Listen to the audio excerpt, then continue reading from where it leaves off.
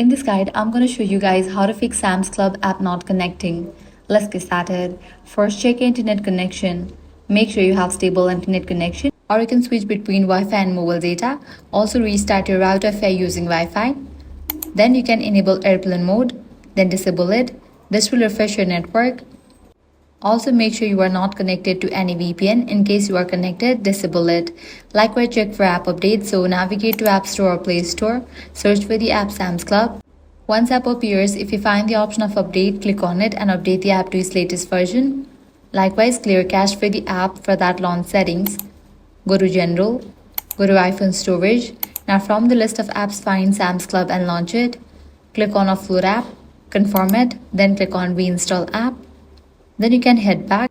Make sure you have enough storage in your device. If not, you can delete or offload the unused apps. Then head back and navigate to the option date and time. Make sure you have toggle on for the options set automatically. Now check the server status. For that, launch your preferred browser. Head over to the website Down Detector. If you found out any outages over here, wait until the problem will be restored from the end. Lastly, completely delete the app from your device and reinstall it.